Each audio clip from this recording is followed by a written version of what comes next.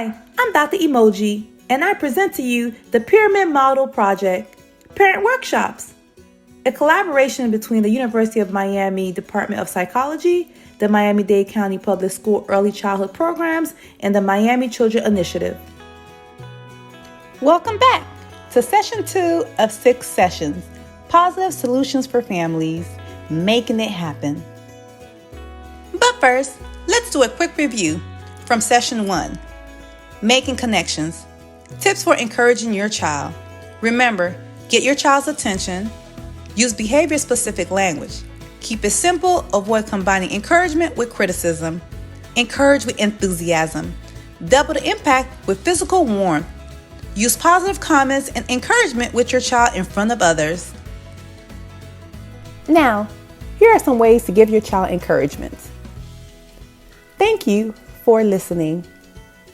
What a good problem solver you are.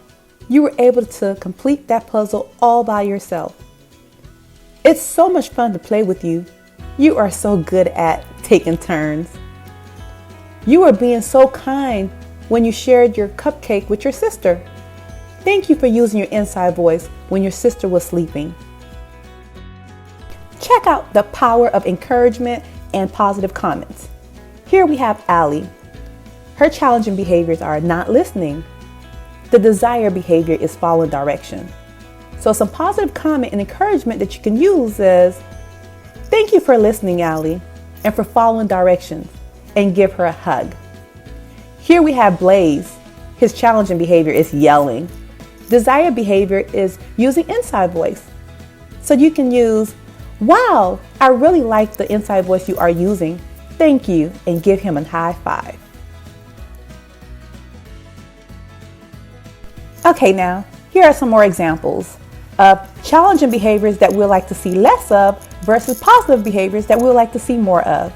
Ignoring me, listening to me, hitting, using words, screaming, using an inside voice, making a mess, cleaning up, refusing to get dressed, getting dressed when asked, using bad words, using nice words.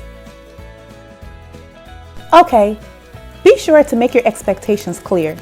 Tell your child what to do instead of what not to do. Clearly and simply state what you expect your child to do. Have age-appropriate expectations and use age-appropriate language. Now is your turn. Let's try it out.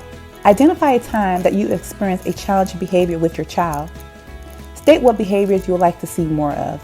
Discuss what would you like to say to your child in this situation, using encouragement and clear expectations. Okay, that's it for now. But be on the lookout for our next session on why do children do what they do. That's it for now, but check out our other videos. Till next time, Dr. Emoji signing out.